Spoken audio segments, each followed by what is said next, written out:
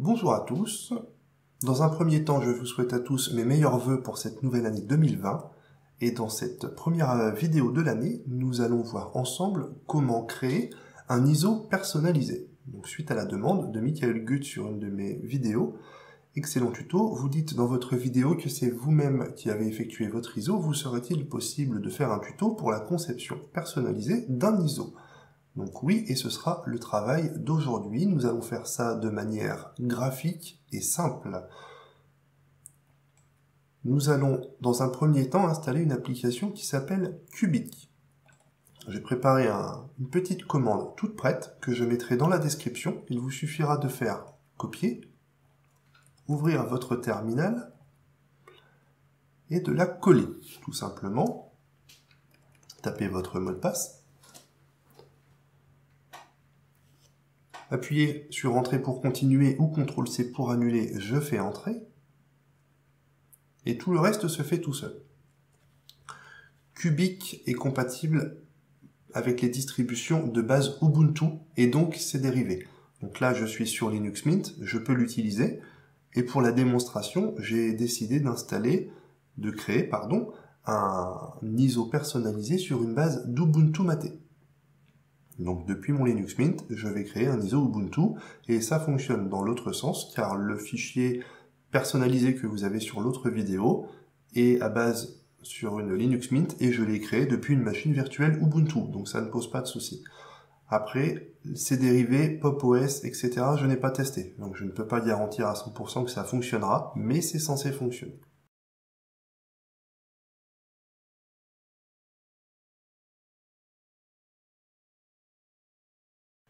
L'application Cubic est installée, je peux fermer mon terminal, je n'en ai plus besoin. Je peux fermer ceci, la ligne de commande, je n'en ai plus besoin non plus de mon côté. Je peux lancer l'application Cubic, à ne pas confondre avec Clubic, le site internet qui n'a rien à voir du tout. Dans un premier temps, on va me demander la destination du projet. Donc je clique sur le petit onglet Dossier, je vais créer un dossier que je vais appeler Live CD Perso, vous mettrez le nom que vous voulez. Je fais créer, je me retrouve aussitôt dans ce dossier, je peux faire sélectionner. En haut à droite, je clique sur suivant.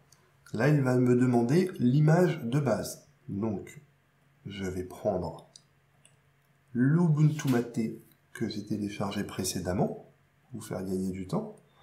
Donc, vous êtes sur Ubuntu Mate 20.04.2, Focal Fossa. Vous pouvez renommer les informations. Si c'est votre premier, vous pouvez très bien marquer 0.1 alpha. Ça, c'est comme vous voulez. Le nom du fichier se trouve ici. Vous pouvez le modifier également. Attention à ne pas mettre d'espace dans le fichier. Volume ID Ubuntu Mate alpha 0.1. Vous voyez, vous pouvez renommer comme vous le voulez. Je fais suivant. Il va vérifier l'intégrité du disque d'image et il va le décompresser dans le fichier live CD perso précédemment créé.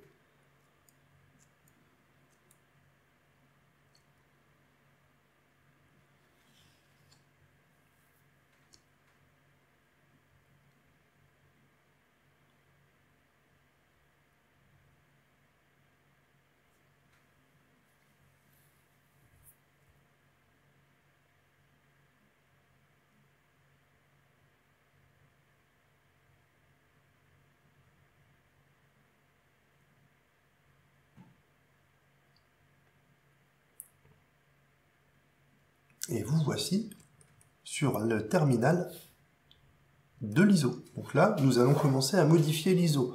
Donc la première chose que nous allons faire, nous allons pouvoir ajouter des applications.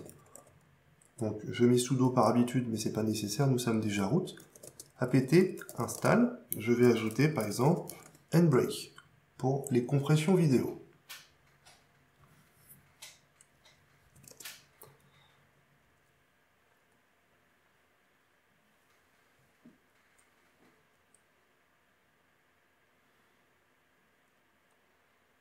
Je peux ajouter BleachBit pour l'entretien de la distribution.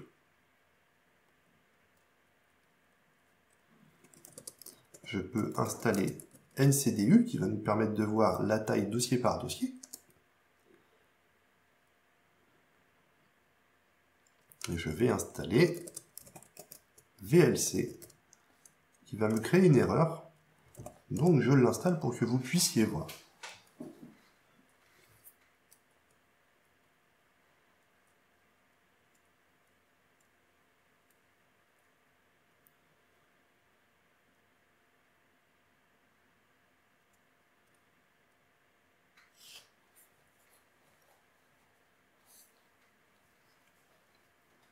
Voilà, donc vous avez une erreur ici.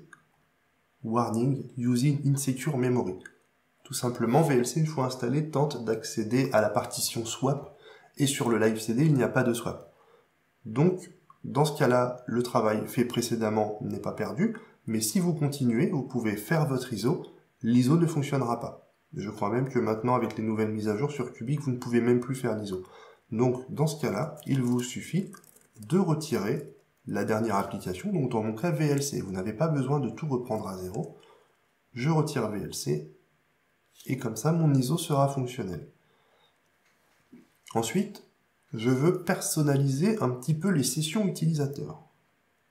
Donc pour ceci, je vais aller, grâce à la commande CD, dans le dossier etc SKEL, le squelette utilisateur.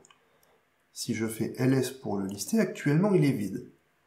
Je vais pouvoir créer une destination bureau, donc desktop. Si je fais ls, mon utilisateur sera créé avec le bureau desktop vide. Si je vais avec la commande cd dans le desktop, je peux créer un fichier. Pour créer un fichier, la commande c'est touch et je vais marquer readme.txt.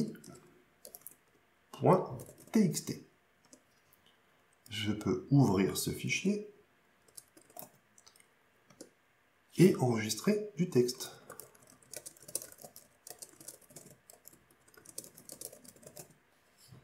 Sans accent, évidemment, nous sommes dans un terminal.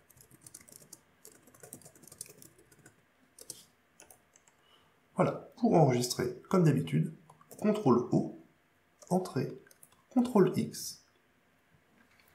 Je peux également directement créer un script. Touch azerty.sh au cas où la distribution démarrerait sur un clavier QWERTY.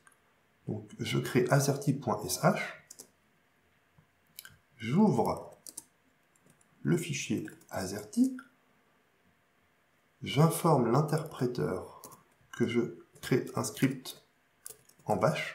Ça évitera de devoir le lancer avec la commande bash. Comme ça, il a déjà l'information. Je tape 7x keyboard map fr et j'enregistre. CTRL-O, Entrée, CTRL-X. Je peux également glisser des fichiers. Je vais créer, donc je vais revenir à la racine du dossier scale et je vais créer un dossier image. mkdir picture. Je rentre avec la commande cd picture dans le dossier et je peux également glisser des fichiers.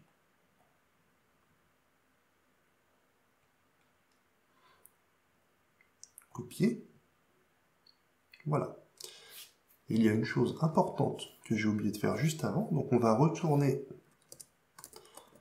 dans le dossier scale desktop, car j'ai créé un script, mais je ne l'ai pas rendu exécutable. Donc mon script est bien là, azerty.sh, mais il n'est pas exécutable.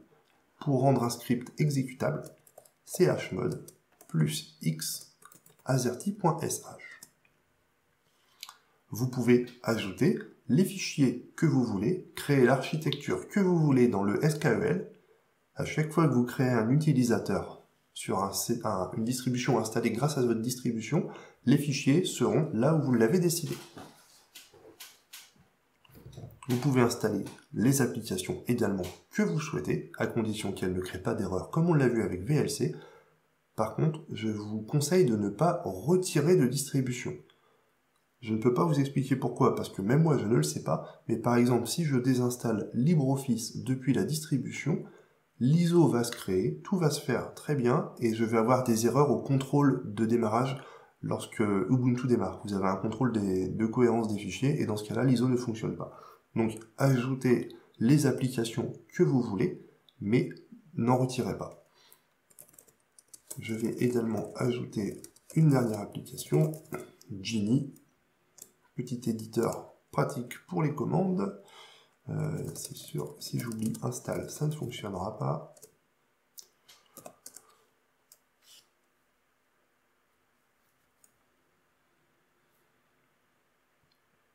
Voilà, considérons que nous avons les applications nécessaires, les fichiers et les scripts que nous voulions sur notre distribution. Je peux maintenant faire suivant.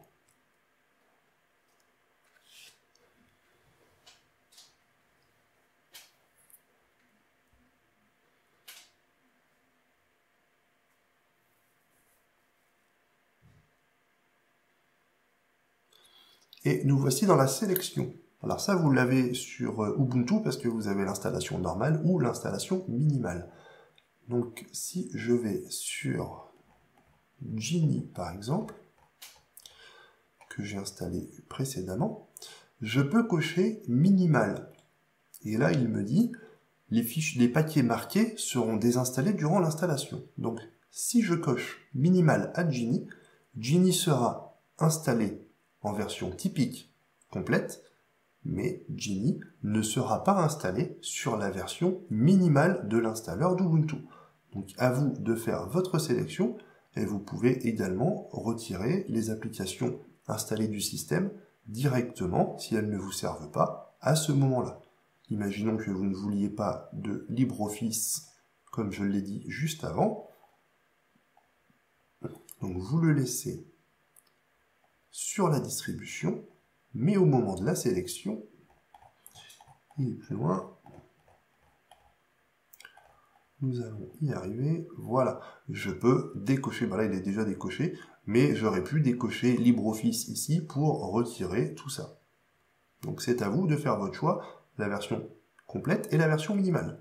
Quelles sont les applications que je veux retirer pour qu'elles ne soient pas sur la version minimale. Ensuite, je fais suivant. Si j'ai installé un noyau supplémentaire, je peux choisir sur quel noyau démarrer le live CD. Précide et boot, moi personnellement, je ne maîtrise pas, je n'y touche pas, ça fonctionne très bien comme ça. Je peux faire suivant. La compression, donc LZ4 sera la compression la plus rapide, mais vous aurez un ISO plus gros. gzip, c'est une compression standard, vous pouvez monter. Le LZMA, votre ISO sera plus petit, il mettra plus de temps à démarrer, il mettra plus de temps à se compresser. Le XZ ne démarrera pas sur toutes les configurations. Donc gzip ou LZMA, si vous voulez, il n'y a pas de souci. Moi, pour cette vidéo, je vais prendre le LZ4 pour avoir la compression la plus rapide pour la démonstration. Je peux faire générer.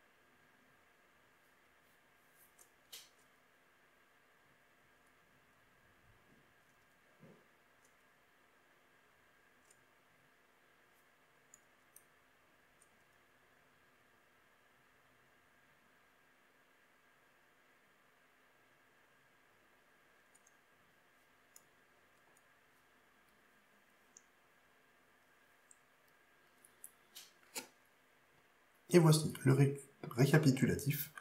Je peux le fermer. Et à partir de maintenant, je vais pouvoir le tester dans une machine virtuelle.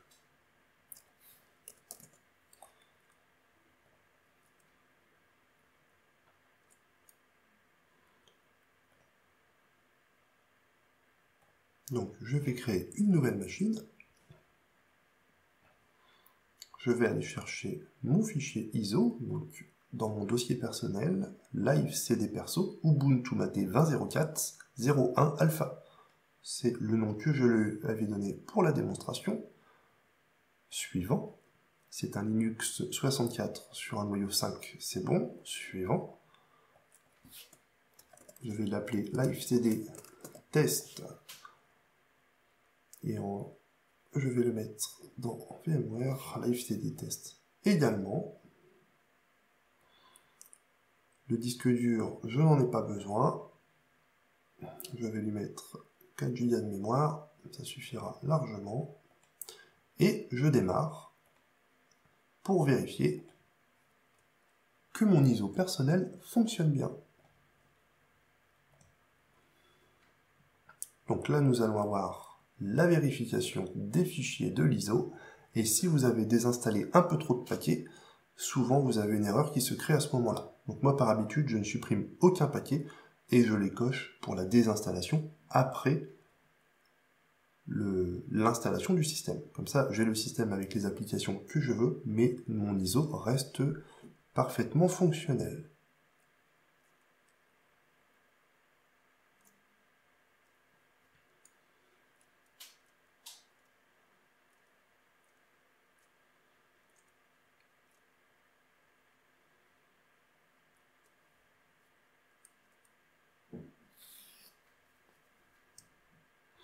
Voilà, l'intégrité de l'ISO est bon, le système va pouvoir démarrer.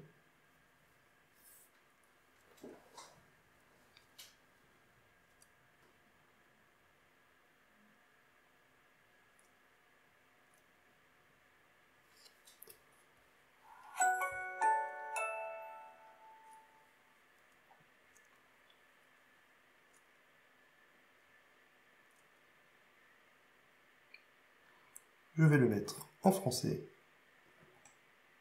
Essayez Ubuntu Mate.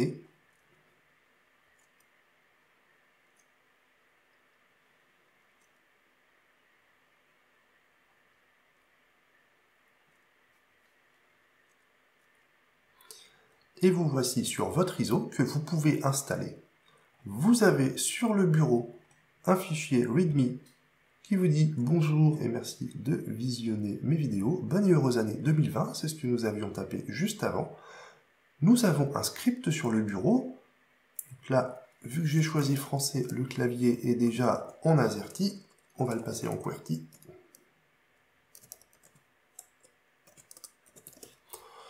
Oui, je fais une faute dans la commande. Voilà, donc là, en effet, on est en QWERTY. Donc, si je suis en QWERTY, le script, je clique 2 fois dessus, je fais démarrer, et là, aussitôt, je peux vérifier, je suis bien. Non, je ne suis pas bien, j'ai dû faire une erreur dans le script.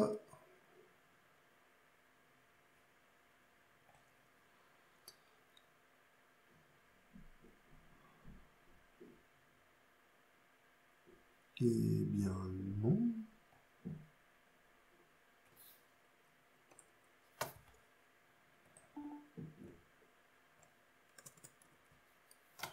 Tiens donc, pourquoi il n'en veut pas?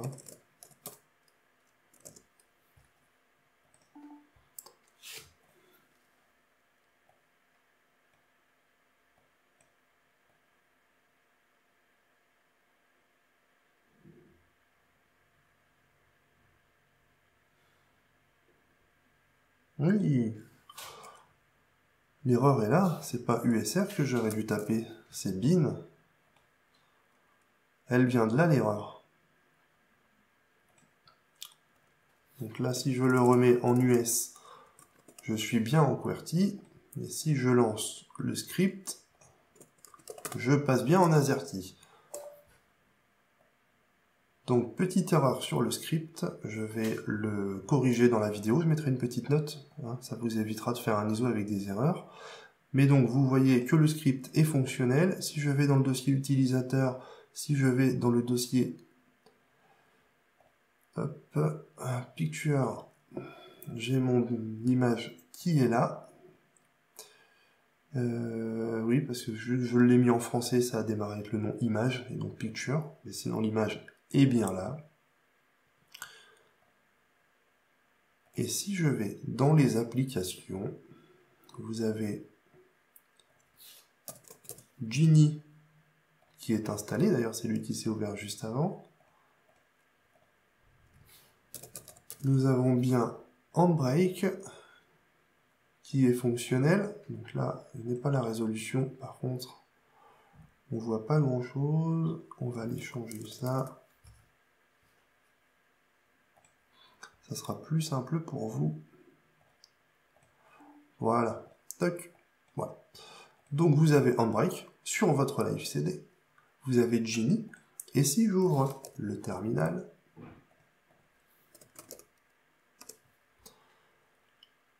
vous avez NCDU qui est installé. Donc vous voilà sur votre Live CD avec vos applications et vos fichiers. Et donc, petite erreur dans le script que je vais corriger au moment du montage. J'espère que cette vidéo vous aura permis de comprendre. N'hésitez pas à vous abonner, à commenter, et si vous avez des questions, posez-les dans les commentaires, j'essaie de répondre à chaque personne. Merci beaucoup d'avoir visionné cette vidéo. Je vous dis à très bientôt pour de nouvelles vidéos, et encore une très bonne et heureuse année 2022 à tous. Bye bye.